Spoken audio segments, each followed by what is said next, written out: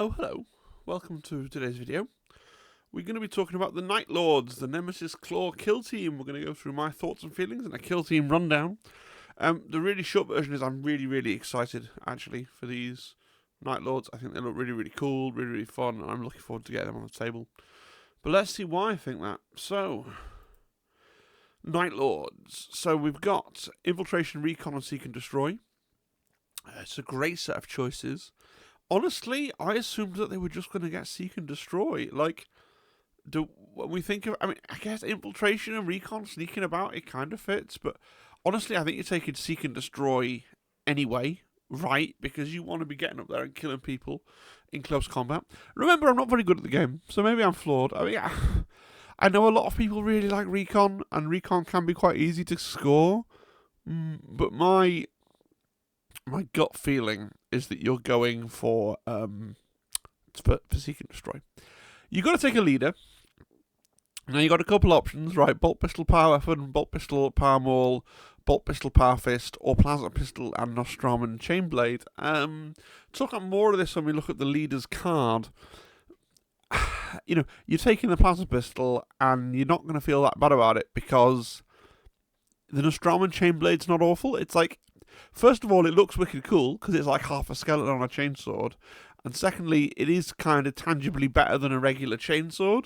So I think you're taking the Plasma Pistol and the Nostrum and Chainblade and you're not even going to feel particularly bad about it. I know there are some Powerfish people that are going to come out and go, oh, what about the Powerfish? What about this? What about that? Honestly, I just don't think it's a thing. There you go. And then you've basically got a choice of, you've got 6 operatives that you're choosing between. Basically, you've got to decide who you're leaving at home. That's the way to approach the rest of this team. You're leaving one of these operatives at home. So you've got the Fearmonger, the Screecher, the Skin Thief, the ventrillo, the Gunner, and the Heavy Gunner. And you're taking 6 out of those 7. So as we're going through, you're just thinking, who am I leaving at home and why? That's basically the thing of the team. So because you get 10 models in the box, you can make absolutely everything you could ever want, right? You can make, all 7 individual specialists, and then, you've got spare models. You can make all the gunners and all the heavy gunners, right? So you don't need to worry about buying more miniatures ever, which is nice. It's a true one-box team with every option. And that's even including a guy that can hold a flamethrower, which, to be fair, you're never going to take. So, yeah, great value. Let's look at their abilities. So they've only got one ability, but it's a really strong ability, okay? And this is kind of refreshing because, having just come from the back of, like, Scouts and the Blades of Cain, and indeed the Mandrakes that are in the other half of this box, like, we get pages and pages and pages of abilities. With Nemesis Claw, it is only, like, it's quite a small ability in terms of the amount of text it takes to express, although it is really powerful, and there are some questions with it as well. So let's just go through. So the ability is In Midnight Clad, which is great. In Midnight Clad. When determining if a friendly Nemesis Claw operative is in an enemy operative's line of sight, that friendly operative is obscured if all the following are true. It has conceal, it's within black of heavy or light terrain, and or any of its bases underneath the vantage points, and it's more than red from enemy operatives it's visible to. So it's pretty close to what we in the community would call super conceal, right? So just for those of you that aren't aware, generally when we talk about super conceal is you're always on conceal. Nothing can treat you as if you're on an engage when you're on conceal unless they're within red. Okay? So how does this differ from super conceal?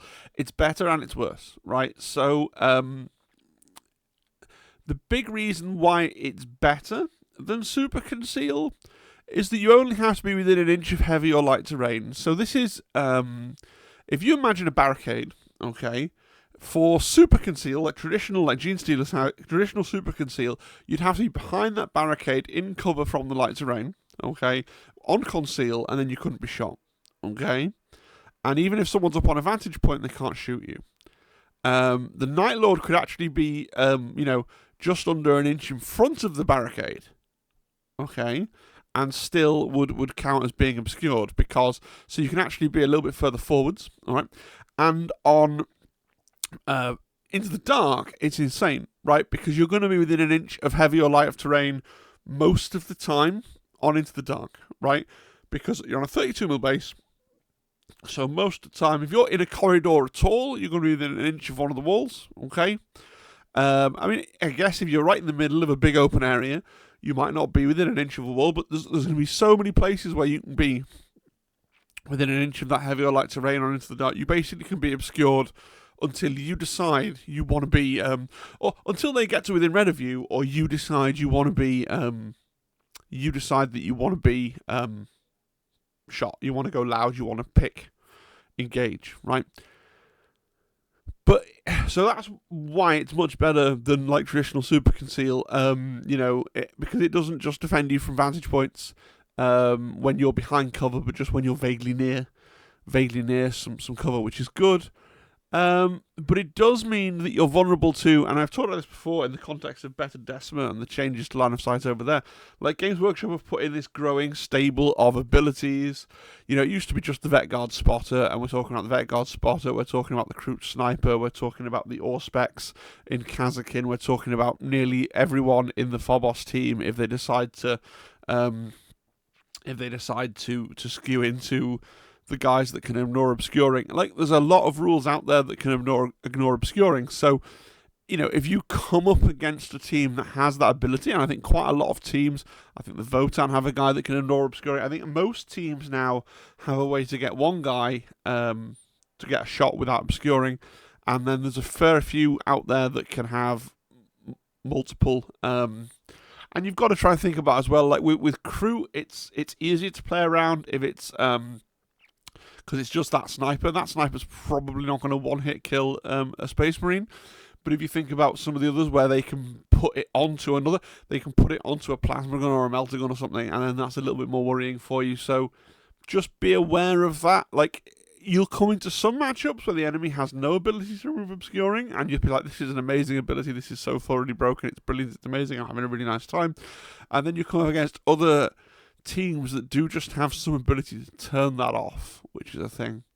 Now, we do need some FAQs on this, I think. Now, this has come up from the Discord, people talking about it. So, right. The first one is...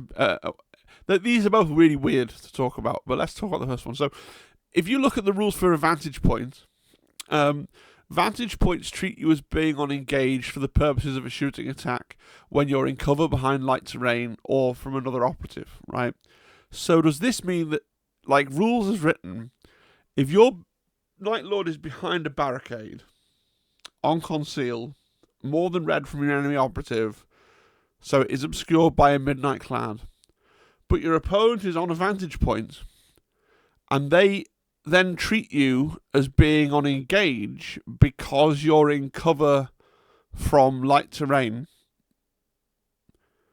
are you then treated as being on an engage also for the purposes of in midnight cloud, and therefore you can be shot? Now, technically maybe yes, but this is really, really silly, because if you read the rules really carefully, if you were doing that thing where you were in front of the barricade, so you're not in cover from light terrain, Vantage is written in such a way that it has no effect on you, because Vantage only treats you as being on engage when you're in cover from light terrain or another operative.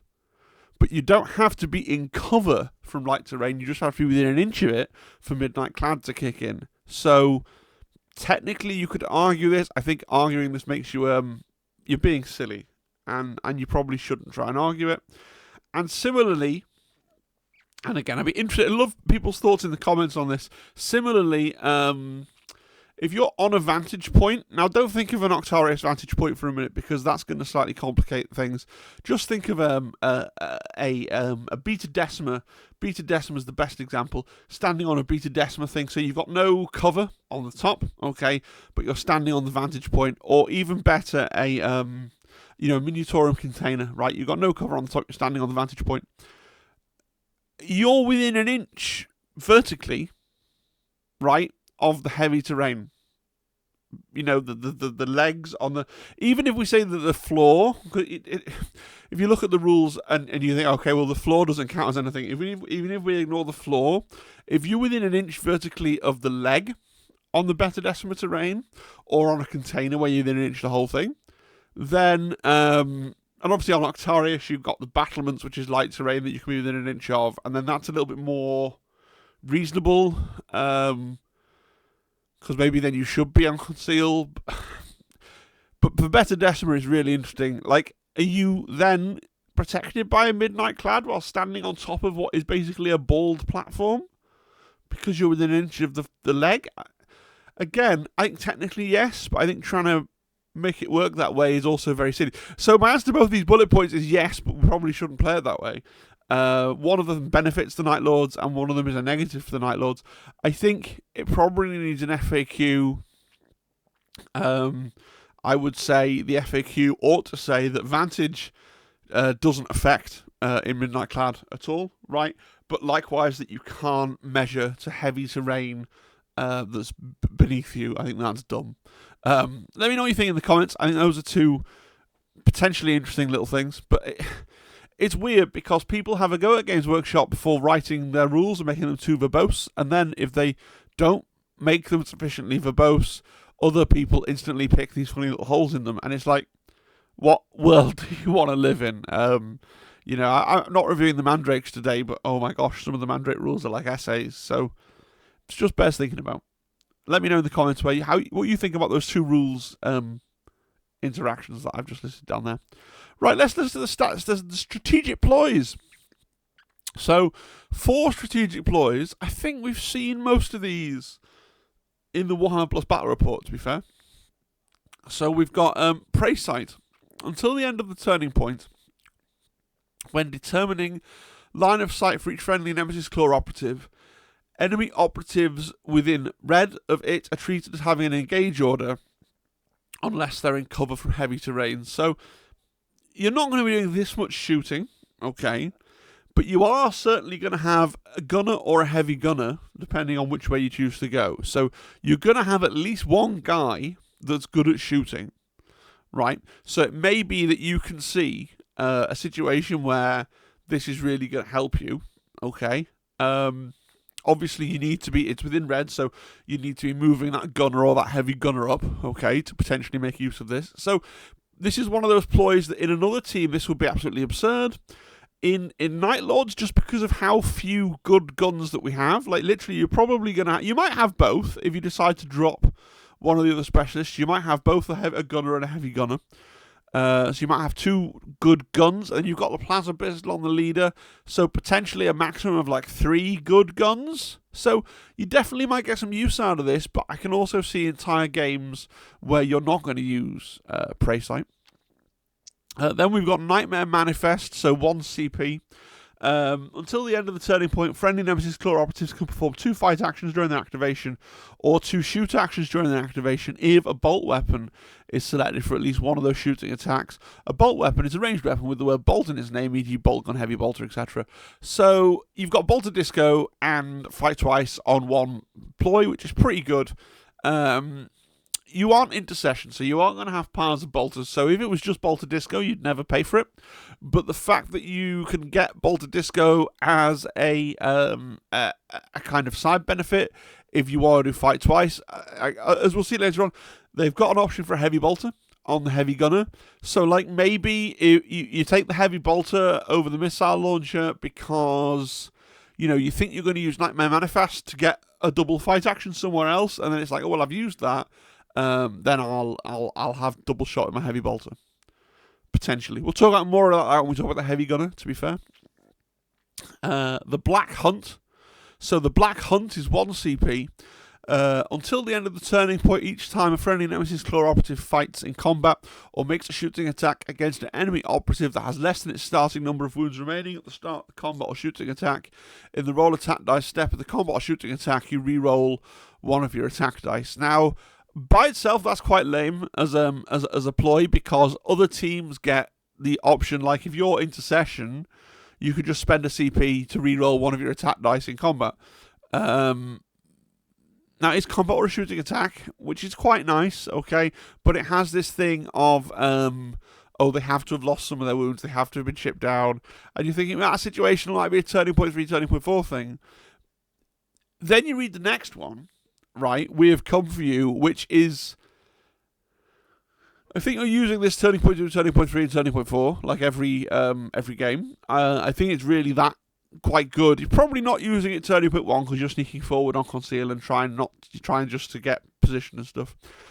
So we have come for you 1 CP until the end of the turning point. Each time friendly Nemesis Claw operative is activated, if the first action it performs during the activation is charge, after it finishes the action, you can select an enemy operative within engagement range and suffer D3 mortal wounds, right? Which means charge, you do your D3 mortal wounds, then, you'd be fighting in combat, and at the start of your fight action, you'd be, oh, look, it's no longer on its starting number of wounds, so now I can have my reroll from the Black Hunt, right? So that's why I kind of think, and again, rubbish at the game, so let me know in the comments if I'm talking nonsense. Please do, because that's how I'm going to improve at the game apart from anything else. But I feel like turning point 2, you're going to vaguely, like, your game plan's going to obviously be turning point 1, you move up the board, you try and get on some objectives, you try and get into some place where you get some charges, turning point 2, and turning point 2, you go, right, we have come for you, the Black Hunt, and you try and go, like, charge, and get in, and get killing. That seems to be the plan, right? Obviously, your opponent's going to try and not let you do that, which is the frustration, but that should be the plan, right? I think that way of come for you is really, really good. We look at tack ploys. So, again, we've seen 3 of these on the Warhammer Plus. One's new, so we'll start with the brand new one, which is Death to the False Emperor. Now, this is funny, bonkers. Some people don't like the fact that this is here because it's like really narrative and the rest of it, but I think it is an interesting piece of flavour. So, Death to the False Emperor, 1 CP. Use the tactical ploy after rolling attack dice for a combat involving or shooting attack made by a friendly Nemesis Claw operative. If the enemy operative in that combat or shooting attack has the Imperium keyword, in the roll attack dice step of the combat or shooting attack, you can reroll any or all of your attack dice results of 1 result. So I'm going to reroll all the 2s or all the 1s, whatever you want to do. If it has the Adeptus Astartes keyword, you can reroll any or all of your attack dice instead. So, like, just being able to 1 CP to reroll as many of your dice as you want to, but specifically against Marines, is kind of funny. It's really powerful, but only when you're playing against Marines. But Intercession, you go to a tournament, you're going to face, probably in at least one of your 4 rounds, you're going to face Intercession. They're still a really popular team. So, if I think back on my last tournament experience, just as a random thing, my 4 opponents were Custodes, Intercession, Phobos, and Kazakin. So that's 50% of my games. I would have got full rerolls, yeah, and 100% of my games, I would have got to reroll all the dice of 1 result, right? I'm not saying that's going to be a universal experience, but it's pretty good. Now, maybe if you're playing at the very top tables, so you're expected to come into a lot of commandos, a lot of GC and occult, and you're thinking, well, this is useless to me. Fine, yeah, it is. It's a weird one. It's got that narrative element, but I think when it's appropriate, it's really good. And there's a lot of different bits in this team that are a bit more. You have to think about when is it appropriate to do something, and when it's appropriate, you do the thing, which is interesting. Productivity for murder. So productivity for murder for 1 CP. Use this tactical ploy after a friendly Nemesis Claw operative incapacitates an enemy operative within its engagement range. The friendly operative can immediately perform a free charge action up to blue, or a free dash, even if it's performed an action during the activation that prevents it from performing the charge or dash action. So this is where you might want to put on that fights twice, right? So you're if you know you're going first, you've got the first turn, and you can see, right, well, he can charge him, and then this other guy's within blue, so I can try and go for that. You can set it up. You can go, okay, in the strategic phase, I'm going to turn on fight twice, and then I'm going to try and charge. It requires you to have a lot of CP, right, because you want to turn on fight twice. You probably still want to turn on your rerolls, and you're doing D3 mortals, and then you've got to use this product. So it would be like a 4 CP turn, right? But it's an option there for you, is to try and do that charge. and then fight, and then another charge. I feel like this is one of those things where it's nice if it happens, and if you can see at the start of the turn, oh, I've got an opportunity to do this, you can try and take the opportunity, but like, it's quite rare that it's going to come up, actually. Like, the people are going to be positioned in such a way that you're going to get a charge, then another charge, but it's a nice tool to have for the times it happens. Vox Scream. Vox Scream's really interesting. So Vox Scream, use this tactical ploy when your opponent would activate an enemy operative. Your opponent cannot activate that operative in this activation. If there are no other enemy operatives eligible to be activated, the tactical ploy has no effect.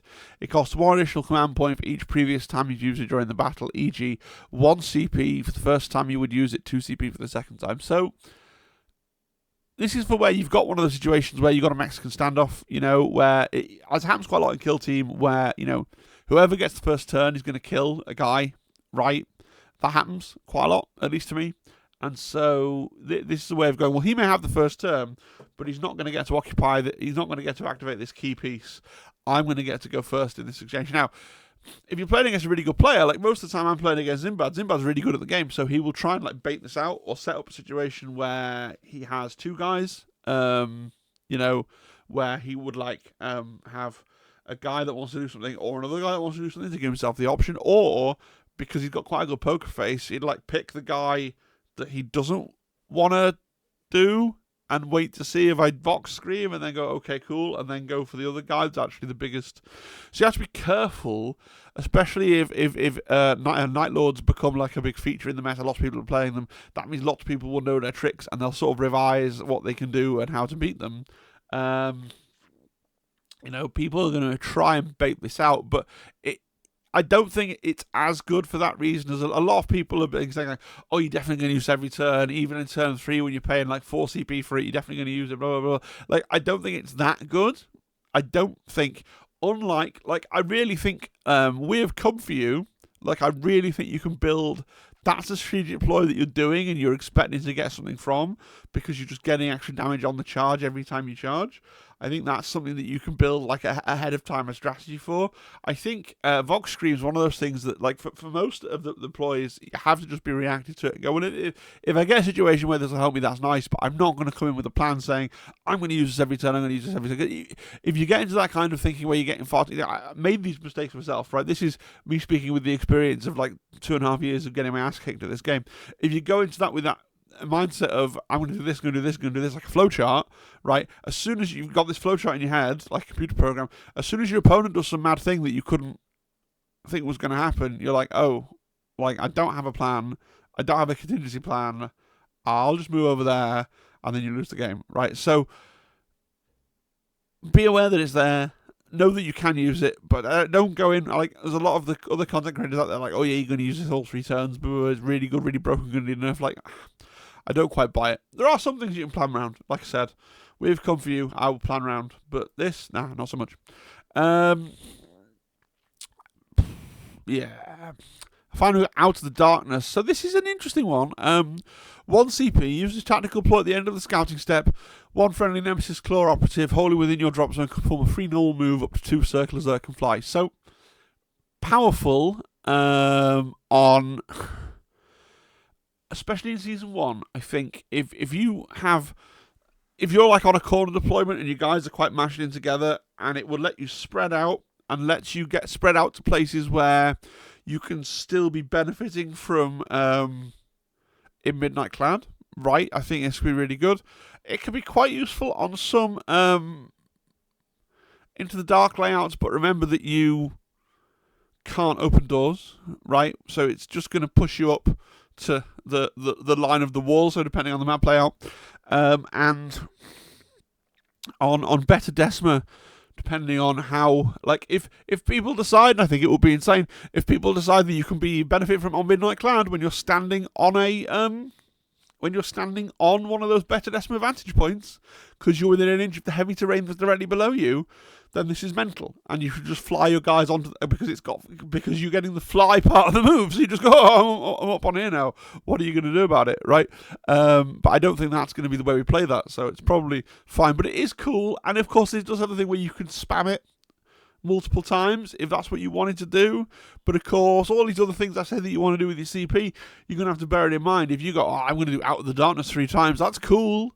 but then you're not going to have the CP to do much of anything else. So just bear that in mind. I think sometimes it's going to come in clutch. I think mostly it's going to be those dodgy maps, dodgy deployment zones, Season 1 terrain, corner deployment, where you don't want to have all your guys just stood behind that. Like, you sometimes get those maps where like, oh, my guys are all stood. I'm going to have to try and, like, how to get everybody out from behind this one Octarius ruin and into somewhere safe so no one stood in the open. That's the time you're going to want to use this, I would think, right? Let's look at the Visionary. So this is the leader. So very quickly at his stats, he's a Marine, so he has 13 wounds. He has the same movement, 3 APL, GA1, Def 3, 3 up save, right? And then weapons. So plasma pistol, right? Really good. Hitting on a 2 with the plasma pistol, right? He's hitting on a 2 with everything except the Powerfish has that hidden -1 to hit, okay? And then the Strom and Chainblade. So Strom and Chainblades, 5 dice, hitting on 2s, 4/5 with rending. Like, it's not as good as the other weapons, okay? But, like, okay.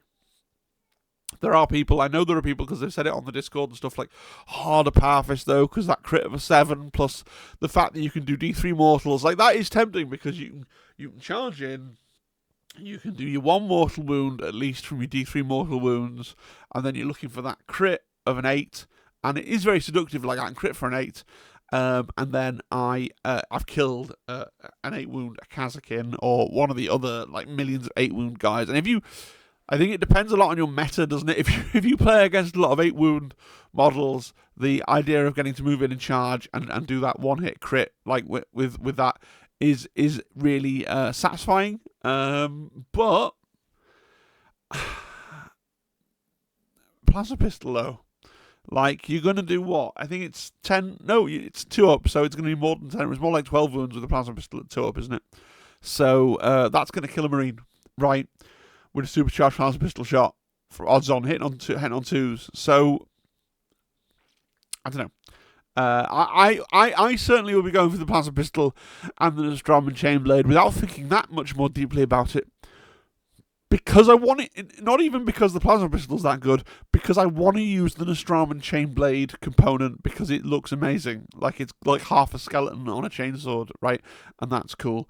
Let me know in the comments if your team Powerfish. There's always some people out there that are like, oh yeah, but I like the Powerfish. I get it, and I think there are places where, like, I don't think taking a plasma pistol is always the right call for, like, intercession, right? Because they can have a Power Fist and a bolt rifle. That's pretty cool. But here, I think you go for the plasma pistol and the Nostrum Chainblade. Okay, good. So, Prescience. His big ability. Once in each strategy phase, when it's your turn to use strategic point or pass, you can use this ability instead. If you do so, add D3 Prescience tokens to your pool. Your Prescience tokens are spent on abilities and unique actions on this data card, but you can't spend them when you're not in the kill zone. So you get these things, you generate D3 a turn, so you're going to generate at least 1 every turn. And 3 possible things that you can do. The most important one is foreboding. So in the firefight phase, when it's your turn to activate a ready friendly operative, you can discard one of your Prescience tokens to skip the activation. So, okay, if you've spent turn 1 and you're on full conceal, and you've moved into places where you're contesting primaries, you're protecting yourself because of a Midnight Clad, you're you're pretty certain that you're not going to get shot that easily, and your opponent, like, maybe they're being a bit cagey and they're just far enough away from you that you look at the board and you're like, well, I haven't got any charges yet. Right now my guys are all on conceal, and what I'm trying to do is activate a guy, flip to engage, and have a charge, and my opponent, like, is looking around the board and going, well, I don't want to get charged by Nightlord because I'm probably going to die. This lets you force them to do something, right? Now, interestingly, it's not once per turn. I think once per turn will make this ability fine. The fact that you can potentially do it, potentially, if we're talking turning point 2, if you rolled 3 the first round and 3 the second round, so you're having a really good day, right? Really lucky day. You could have 6 points, and you could, against like an intercessor team, you could force them to move every single one. Like if that's what you wanted to do, you could force them to move every single one of your intercessors before you have to move a miniature. If that's like what you wanted to do, which seems a bit janky. I'm not saying that would be the right play in every game or even in most games, but the fact that it exists as a possibility is kind of funny. Yeah. Now, so I think maybe foreboding should probably be once per turning point that you can do this. Otherwise, yeah, it's potentially a bit nuts. Portents, so is another thing you can do is once per turning point when the operative fights in combat or a shooting attack is made against it, at the start of resolve successful hit step of the combat or shooting attack, you can discard one of your prescience tokens to discard one of your opponent's successful hits. So, in shooting, it's like old Just a Scratch. So Just a Scratch has been nerfed now, so it doesn't work on critical hits. So when you're being shot, it's like old school Just a Scratch, really powerful for keeping you alive from shooting, because you can just discard a crit. In close combat, it's like less useful than Just a Scratch, though, because obviously if your opponent rolls like 4 crits, right? And then they, like, with Just a Scratch for commandos, they go, okay, I hit you with this crit. And then you go, okay, I discard that. And then you get a turn to do something. So you're going to get an extra fight, right? Whereas in this, you can go, okay, they've rolled 4 crits. And you discard one of the crits. They go, cool, I've still got 3 crits. Like, you haven't actually potentially need to go into that last crit to kill you, depending on what the charge is against. So it's less, you're going to have to think about it carefully, whether it's worth using in combat. Although, if your visionary is going to die anyway, like once he's dead, you lose all these abilities. So actually, you probably don't have to sit there hypotheticalizing all the maths in your head. If you're going to die anyway, you should probably just, do the portents and see if it will work out for you. Yeah. Then we've got Premonition. Premonition's 1 AP is an action. So you spend an AP, discard a prescience token and gain a CP. Really good. Can't do it when you're in engagement range. Really good. An extra CP every turn is nice, especially with all those really good CP abilities. It's just it's how hard you want to go in. I think it's a little bit of a meme, because I don't know how often. Like, generally speaking, in Turning Point 2, people are often in the situation where they want to go first anyway, because they're in Turning Point 2 and they've got a charge or a shot or something they want to do. I don't think like, oh yes, every TP2 I want to go in and I've saved up all. Sorry, I'm not going to get an extra CP in Turning Point 1 because I want maximum like potential foreboding for Turning Point 2. I think that's a little bit of a meme, but again, much like the other thing I was talking about, it's one of those things where it's nice to have it. If you can try and keep it in your head that you have it, when the opportunity comes up and you can go, aha, I'm going to do this, then that's it's a really good ability. Yeah. Now, of course, this has, like a lot of leaders in a lot of different teams, this guy has that problem of him being, he's got a turret plasma pistol, so you want to throw him into plasma pistol range and get him plasma pistoling your enemies. And even without all this other stuff, like the fact that you've got a turret plasma pistol platform with 13 wounds is pretty good. But obviously, if you charge him forwards, kill someone with plasma pistol, your opponent then able to take him off you, and maybe they've got Headhunter, but they're also going to stop you generating an extra CP a turn, and getting foreboding, getting portent, and getting prayer. So there's all these other things that he's going to have a massive target painted on his head. So you do have that kind of internal struggle. I guess maybe the temptation is to hang him back and use him as like, well, if you're going to try and come to me and take my home objectives, then there's going to be an angry man with a plasma pistol, like, lurking around my half the board.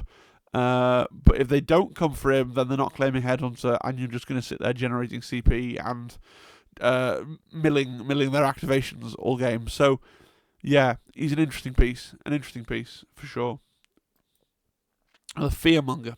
So the Fearmonger, so obviously it's the same stat line, 1 less wound, because that's how Kill Team works, right?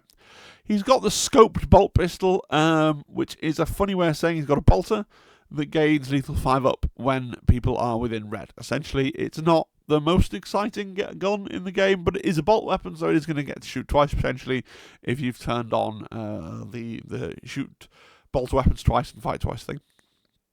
But the main thing you're taking him for is Terrachem. So he's got a Terrachem vial, which is basically a grenade, right? Limited, no cover, indirect, blast, range red. Which is 5 dice, hitting on 3s, 2 normal damage, 0 critical damage, but mortal wounds. So on a crit, you're doing 3 mortals and inflicting Terrachem.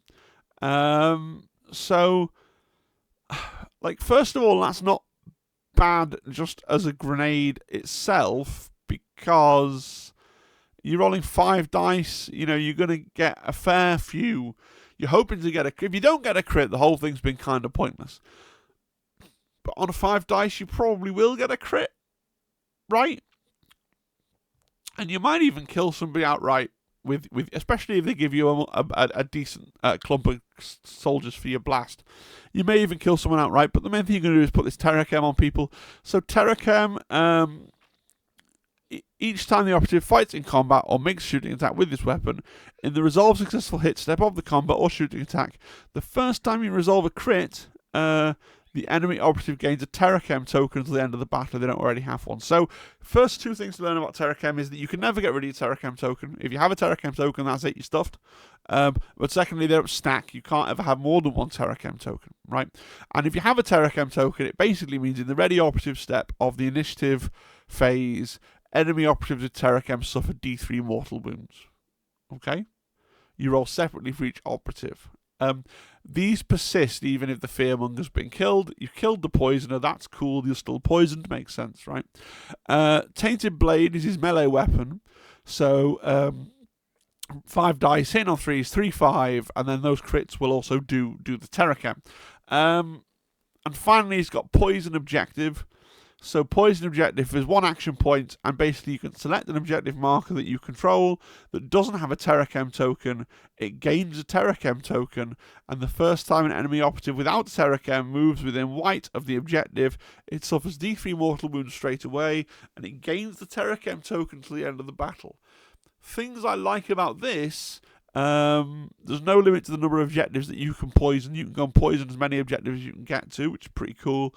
And it can't be triggered by an enemy operative that already has a Terrachem token. So if you have a poisoned guy, you can't jump the poisoned guy onto the poisoned objective to get the poison off the objective, right? The poison just persists there and waits for the next unpoisoned guy for it to possibly poison, which is pretty good. I also don't think he's got a particularly bad melee weapon, like 5 dice, 3-5, hitting on 3s isn't awful.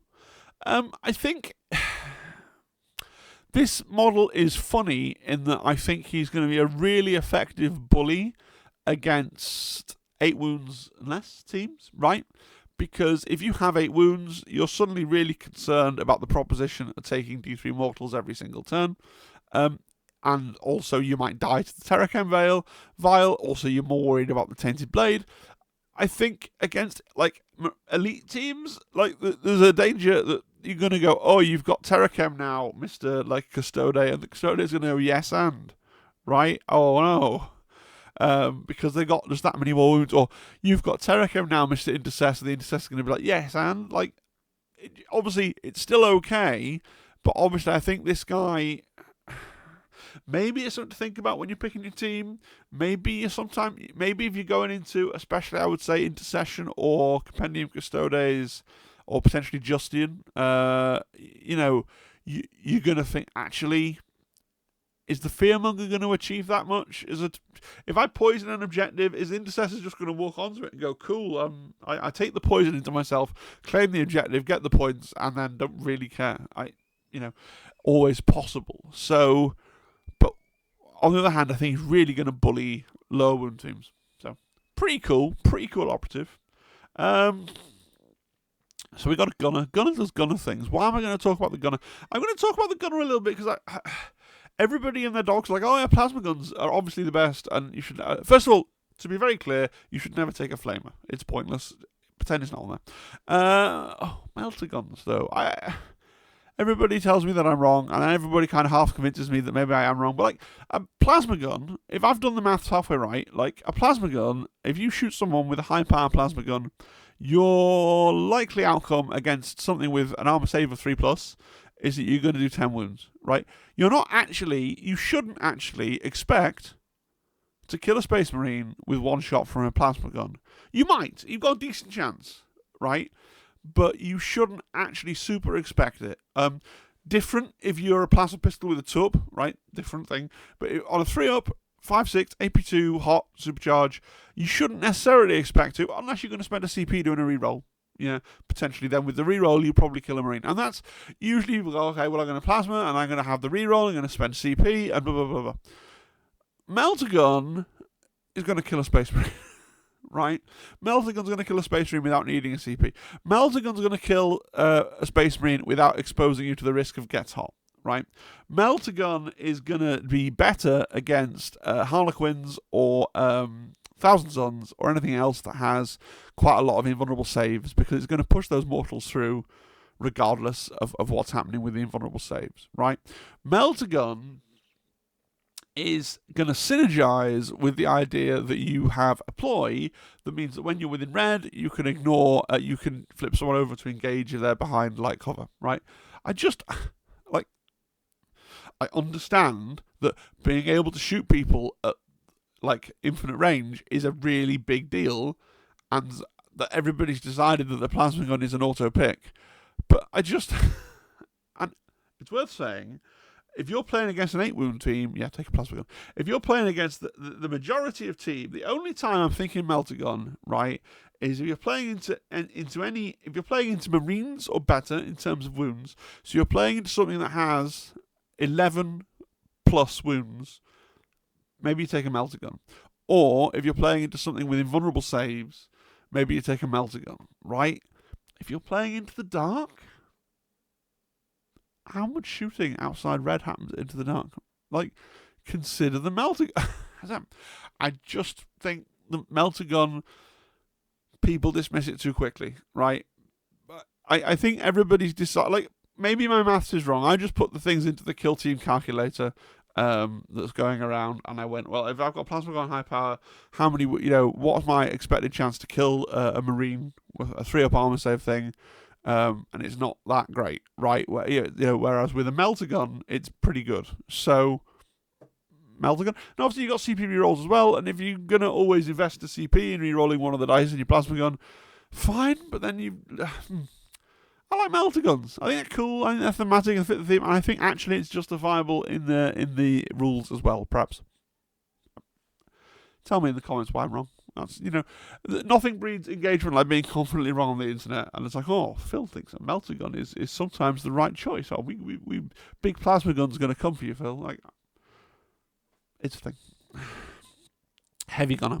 So I haven't done the equipment yet, but I do need to just preface the heavy gunner by saying yes, Nemesis Claw have the option to buy a dispenser system for 3EP. Okay. So you can actually hope to close range with people with your heavy gunner if that's what you want to do. If you're taking a heavy gunner, you genuinely, and I don't know, pretty partisan for the Meltagun, even though I think the plasma gun, there are definitely lots of cases. Right, if you're only going to build one model and you never want to change, build a plasma gun, because there are probably more teams that are 10 wounds or less, and probably more games that are on open board, and a plasma gun is probably unambiguously the right choice. But like I said before, I went to a tournament and played Custodes, Intercession, Phobos, and then Kazakin. So the right choice for me and 3 of my 4 games also went into the dark. So the right choice for me, if I was playing Nightlords in 3 of those 4 matchups, would have been the Meltagun. Now, you say, Phil, why am I even on this slide? I'm still ranting about Meltaguns. Look, you're letting your opinions be too coloured by this last tournament you went to. Yeah, no, that's true. But then again, we can only really... we are the sum of our lived experiences, right? I like Meltaguns. Anyway, heavy gunner. So the heavy gunner, genuinely, it's a hard choice, and I don't have, whilst I am partisan for Meltaguns, I don't have a team that I'm on here. I don't think. So the missile launcher is better than the heavy bolter. Probably. Yeah, you got 1 less attack, right? But you can do your 5/7 AP1, heavy bolts 5 dice, 4/5, P1. It's not that much better though. And then you've got the chance that you're going to shoot your heavy bolter twice, So maybe you go for the heavy bolter. Like, let me know. Like, I go backwards and forwards in my own mind about thinking, oh, it's definitely about the heavy bolter, or oh, it's definitely about the missile launcher. Like, the heavy bolter has an extra dice, so you're pretty likely to get a crit, and then the P1 works out as the same as the AP1, and then, you know, yeah, you got 4-5 versus 5-7. But then you got the option of trying a frag from your missile launcher if your opponent gives you the opportunity, which is pretty cool.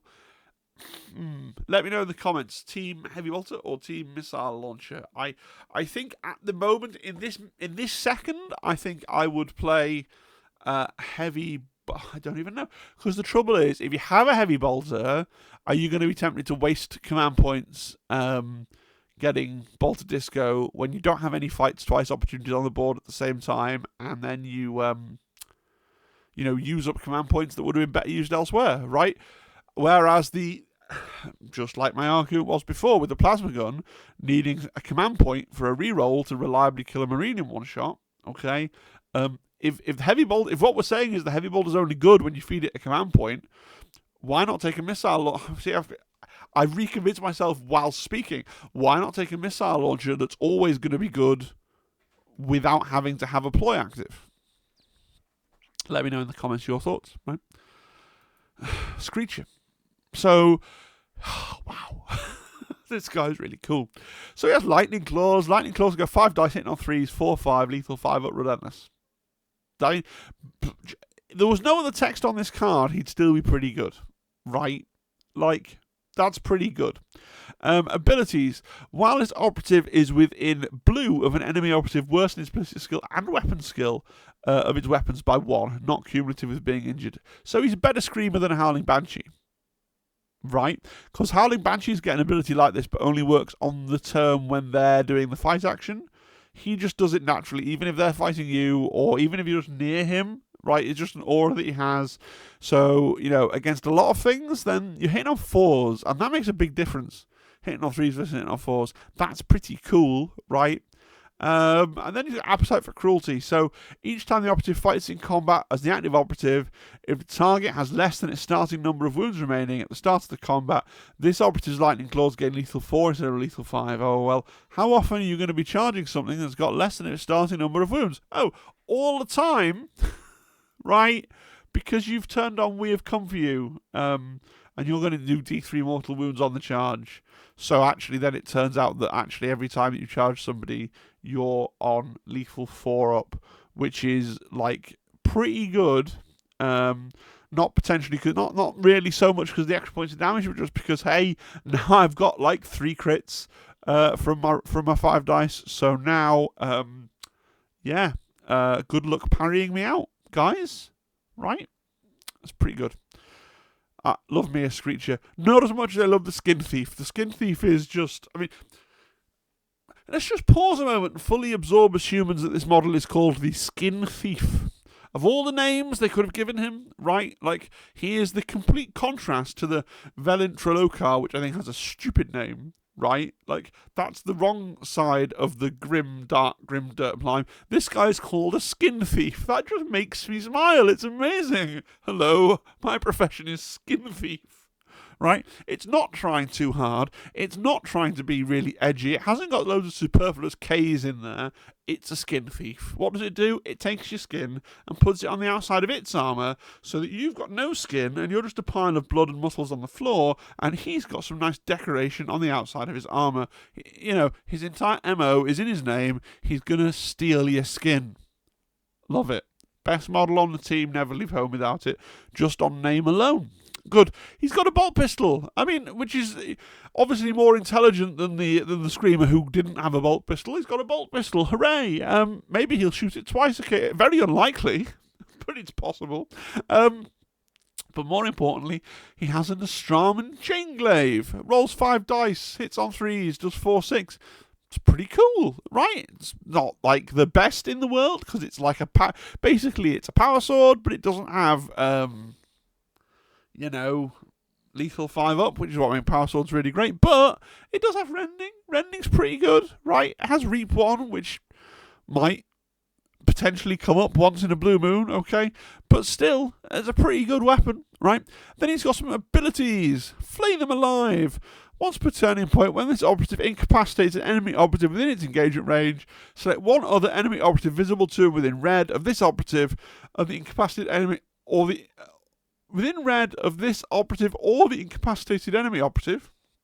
You can get a cheeky extra couple of inches there, potentially. Until the start of the next turning point, that other enemy operative cannot perform mission actions or the pickup action or control objective markers. Like, okay, you can't really plan to do this, I don't think. Maybe you can. I can't. But if it happens, it could win you the game. Because it's a game about scoring victory points. So if you actually get to do flay them alive and go, okay, well I've killed Fred, and now George over here can't score you any VP. Sorry, that's pretty funny. You know, two guys holding an objective. Oh, and charge one of them and kill him. The other guy's not holding the objective anymore, so now I'm holding the objective. Says the skin thief while he peels the first guy's skin and applies it to his armor because skin thief, right? That's his thing. And then Tyrant of the Skinning Pits. Each time this operative fights in combat, subtract 1 from both damage characteristics of the enemy operative's weapons for that combat to a minimum of 2. Ha ha ha ha ha ha ha. Like, why do the two big awesome melee guys also have really awesome defensive abilities? Like, so the first, the screamer's like, oh yeah, you have less weapon skill than you thought, and this guy's like, oh yeah, your weapons do less damage than you thought. Really like it. Really, really like it. Really good at keeping your guys alive that little bit longer, which is amazing. But I want to stress, the main thing I like about this model is that his name is Skin Thief. It's beautiful. The Ventrillo car. This is a stupid name. This is everything that's wrong with, Am I wrong? I think Skin Thief is awesome and Ventrillo car is dumb. I'm sure there are other people who are like, no, Ventrillo car is awesome and lore and IP, and Skin Thief just sounds like a 5-year-old did it. That's probably why I think it's so cool. Anyway, the Ventrillo car's weird because he's basically the only model on your team whose job isn't to kill people. Every other person that we've looked at is a killing you guy. This is a buff utility piece, right? And bear in mind what I said, you're looking for a model to not take. Is this the model you don't take? Maybe, maybe not. So he's got a bolt pistol and a chainsaw. He does bolt pistol and chainsaw things. That's okay. He's got a standard icon bearer rule where you get to treat him having one more APL. And it's, the copy and paste from all the other icon bearers at the beginning of time. And then his thing that makes him interesting is this disconcerting, it's not even the word mimicry, it's disconcerting mimicry. Psychic action. I'm sure the fact that that's a psychic action, and I think that the prescience on the first fella was a psychic action, I'm sure that's a thing. If someone's got Sisters of Silence in their Inquisition list, I can't remember what they do. Can they just turn off these psychic actions? I don't remember. I'm sure the fact that these are psychic actions is relevant. What Grey Knights? Do they do something? I'm having an algebra moment as I'm trying to remember stat cards from the compendium. Although Sisters of Silence aren't just compendium, they're Inquisition as well. So I'm just trying to remember things that, is this the team? Have they started to remember, we should put in psychic stuff? I don't know. Anyway, you select an enemy operative that's within red of this operative, and you select one of the following, but you can only select one for each battle. You can make it lose an APL, you can change its order, or you can force it to perform a free dash, so you literally decide where it dashes to. Look, it's a weird one. I'm sure any of those abilities could be really potentially game-winning on points balance because you move someone off an objective, or you move to somewhere where your plasma gun could shoot them, or you change their order to engage so they can be shot by your plasma gun, or whatever it might be. But I just, in the back of my mind, I'm thinking, is this the guy that you drop because you want to take a rocket launcher or a heavy bolter? I don't know. Certainly at first, I feel like this one is where you want to play with him and see how useful he actually is. Certainly at first, you want to use these guys and then you can decide what you're doing. But is he any good? is he any good when he could be a heavy gunner? Because I think that's basically what, in my mind, correct me if I'm wrong, in my mind, the only choice in this team is ventrillo car or heavy gunner. Maybe I can see, like, not taking the poisoner against an elite team. I don't know. You can also take warriors, but in common with a lot of teams that you just never will. Like, why did they? Yeah, we're not taking a warrior. So equipment. So they have some equipment. They got frag and crack grenades. That's cool. They got a combat blade. So a combat blade does 4 damage, weapon skill 3 up, 3/5. It's just an extra point of crit, isn't it? If we go to fists. Yeah, 4 attack, 3 up, 3, 4. So if you want to give an extra point of crit to your gunner or your heavy gunner, 1 EP, not bad. Suspenser system, we've covered it is 3 AP, so that's quite a tax. If you want to take heavy gunner, you're going to feel like you want to spend 3 EP on a dispenser system. Grizzly trophy, so from Legionaries, you can only take 1, and you can't combine it with flayed skin. 3 EP. While the operative is visible to and within blue of an enemy operative, subtract 1 from the attacks characteristic of the enemy operative's ranged and melee weapons. That's pretty funny. Put it on your skin thief, because the skin thief's amazing. You could also put it on the screamer, either or, right? And then just be like, oh, not only are you, not only are your attacks less strong or have less weapon skill than you thought, you also have less of them than you thought. Congratulations. That's pretty funny. To me, right? We got the chain snare. I really don't like the chain snare. Right, it's 1 EP, fine. While the enemy operative is within engagement range of this operative, that enemy operative is snared. Each time a snared enemy operative will perform the fall dash action. Roll 1d6, subtracting 1 if that enemy operative has a higher wounds characteristic than this operative, adding 1 if the enemy operative is injured. On a 4-up, the enemy operative can't perform the action, but no action points subtracted. So it's like, I want to fall back because I'm a Tau and I want to shoot you in the face.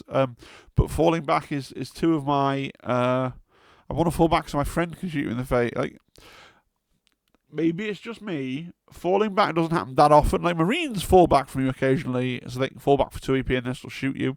Falling back doesn't happen that often. And if it was like, yeah, no, people can't fall back on you from you for 1 EP, that'd be pretty good. But like, oh, it's like a 50% chance, like, that maybe they can't fall back. Anything that's got like on a 4, on less than a 4, it does nothing, is always going to be like, well, you know, and yeah, okay, you can make it a 2+ with the modifiers, but I'm sure there are people out there that are like, no, this is awesome, 6 chain snares, please and thank you.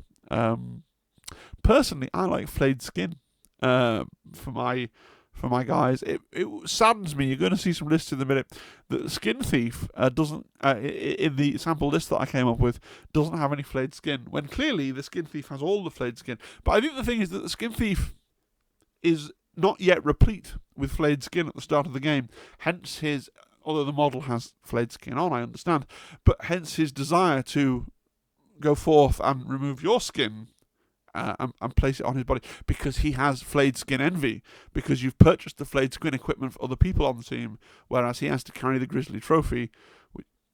I'm getting too into the idea of taking off people's skin, but I just think Skin Thief's inspired. Anyway, so you can't stack it with the Grizzly trophy.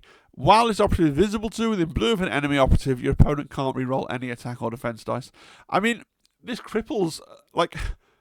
Was this team just crafted to destroy Intercession? Not only do they have a card that's like, oh, if you're playing against Space Marines, you get to reroll all your dice, but they also have a piece of equipment that's like, oh, rerolls, that thing that the Space Marine has, a thing where it always wants to give itself rerolls for shooting or combat or whatever. You just turn those off. I think there's a lot of teams these days that have like, oh yeah, we can have rerolls from this, that, and the other. Let's turn that off. And even if they don't have access to anything like that, they still got a CP reroll. I just turn that off because they've taken a plasma gun, right, and they're relying on using a reroll to keep them safe from Gets Hot. And you get a guy to within blue of them and go, well, you know, even if you've fallen back, I now shoot with your plasma gun, but you're still within blue. So yeah, my flayed skin means you can't reroll. I just like flayed skin. Tack ops. Really interesting tack ops. Actually, more interesting than most teams. It doesn't mean they're good. It doesn't mean they're bad. It just means I find them interesting. So we got Dread Tail Dark Rumour. Faction Tack Up. Why am I starting with Faction Tack Up 2? Just them.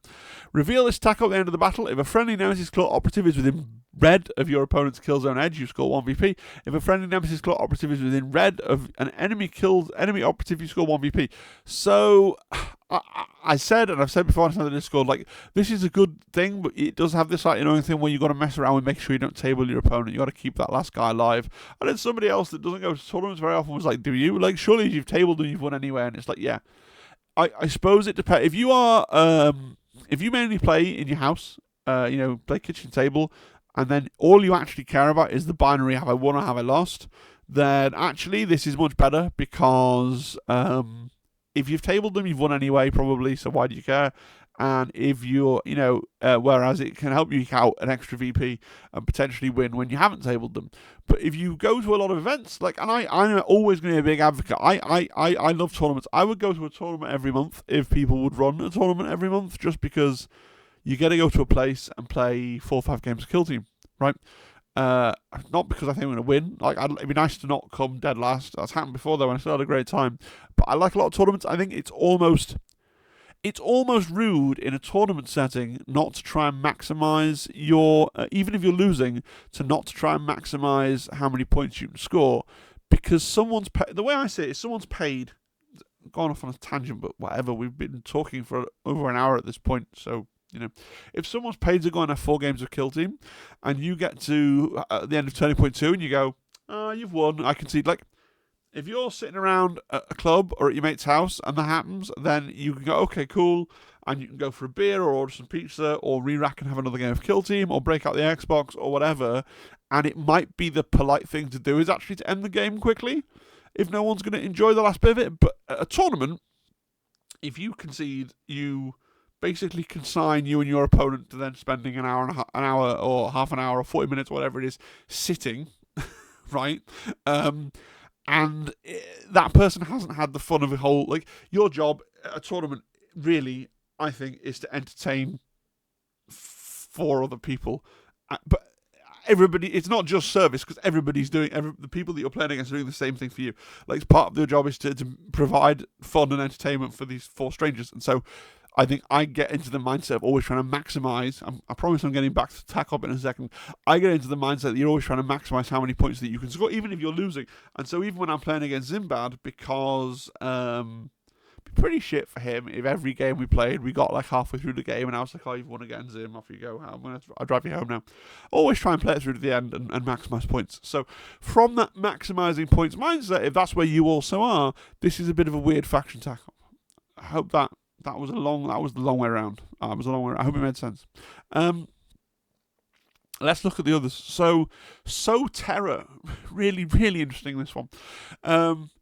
Reveal it in the target reveal stuff of any turning point. If a friendly Nemesis Claw operative incapacitates an enemy operative within its engagement range, and the enemy operative is within circle of an objective marker that's both in your opponent's territory and not on the centre line, you score 1 VP. If you achieve it in a subsequent turning point, you score 1 VP.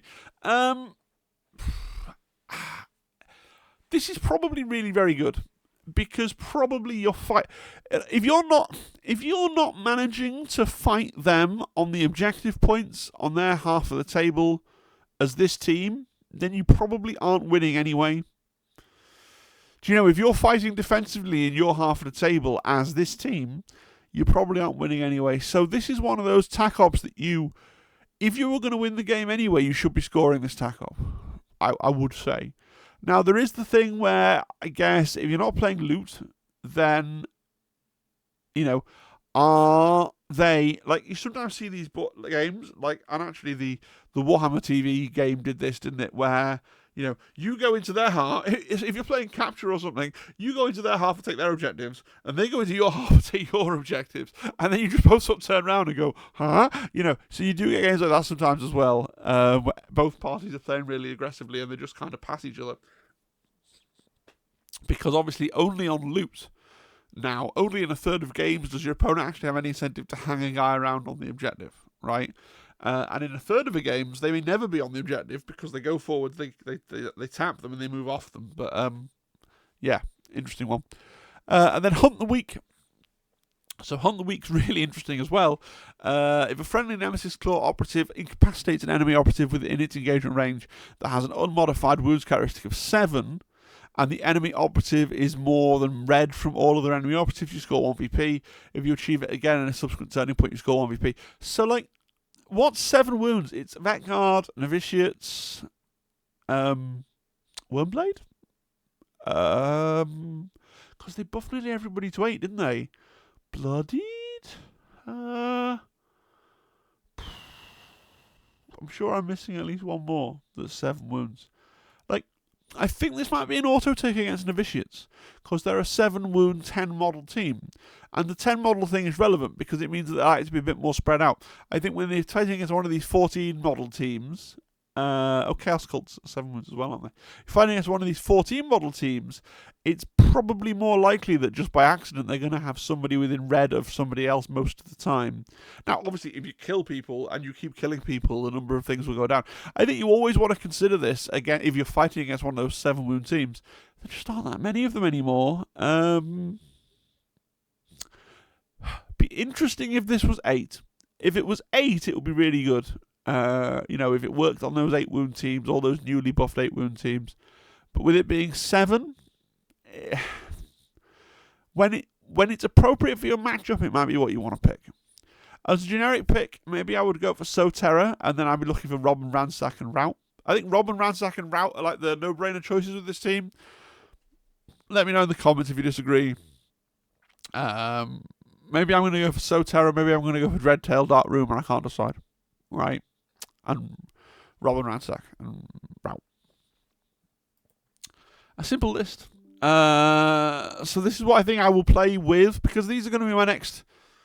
I'm going to get a few more games in with the Howling Banshees. Got a game plan for next week going up north, and then I'm probably going to play Zimbad with the Banshees a couple more times because I've got to get these at least built and based so I can play with them while I'm painting them. But this is what I'm going to try. I think at first when my when I get the Nightlords right in like 2 and a bit weeks. Visionary, obviously, with the plasma pistol and the chain blade, he's going to take a flayed skin. The Fearmonger with a flayed skin. The Gunner with a plasma gun and a combat blade. Oh, but maybe it's a melter gun. Oh, I'm so, like, I was so hype on melter guns, and then obviously when I wrote the PowerPoint, I went back to plasma guns. Like, it's such a war in my head. It doesn't help that 2 of the best players that I know, right, of Kill Team, that are friends of mine, like, I know players that are better, but the 2 players that I know who are close friends of mine who are really good, and one is like, no, it's obviously plasma guns, you're dumb, and one is like, no, it's obviously melter guns, you're dumb, and it's like, well, I'm just caught in the middle. Screecher with flayed skin, a skin thief with a grizzly trophy, and I think I'll go to the Ventrillo car at least at first, because I want to see what he does, and maybe he becomes really useful, right? But you could drop the Velintra car. I feel like the thing is, if you drop the Velintra car, also then would end up dropping the flayed skin off 2 of the models, so you'd probably end up dropping the flayed skin off the Visionary and the flayed skin off the Fearmonger, I would probably say, so that you can get the suspensors, because I feel like if you're taking a heavy gunner, you got to pay the suspense attacks, right? Take the suspensors, and then you've got a point left over, probably a combat blade for the heavy gunner as well, so you can run along with the suspensors and shoot, and then charge somebody. Yeah. Right, let me know in the comments what I've been totally wrong about and what I've gotten totally messed up, please. I'm, as you can probably tell, I'm really looking forward to playing these Nightlords. The only thing that's put me off is now people on the internet are saying, like, oh, no, they're really broken. And I'm like, I just want you to all remember I was really excited about the Nightlords from the very first time we saw a glimpse of what they look like in the plastic. And I'm not going to not play them. I'm going to play them, and then I'm going to go to games, and they're going to lose. It's going to be like when I was playing Novitiates, people are like, oh, you can't even win with this team. We've all decided it's really broken, but I digress. They should be amazing to paint. Like, I'm really looking forward to doing all the freehand lightning and stuff. That'd be amazing. Yeah. Thank you to everybody who watches, everybody who is a subscriber. If you're not subscribed and you have stuck around for an hour and nearly 10 minutes while I gush about the Nightlords, then maybe you should subscribe. Like, if you've enjoyed this genuinely, it costs you nothing. And do you know how loads of influencers have already got Nightlords? And I'm not on the list. Like, if I had like 10,000 subscribers, maybe I'd have Nightlords. Just think about that. But But a big thank you to all my members, especially. Those are the people that pay me money every month for some reason. Right, but especially to Mr. Nightfall and Mr. Massive Crit, who are members that have subscribed at the very highest tier, and therefore they get, as a perk, they get a shout out in every single video, right? So thanks, guys. It means a lot to me. It really does. Humbling every month when I see how much money I made from AdSense. Very humbling. Right, thank you, and I hope you enjoyed that, and I'll see you again next time. Bye-bye, bye-bye, bye-bye, bye-bye, bye-bye, bye-bye.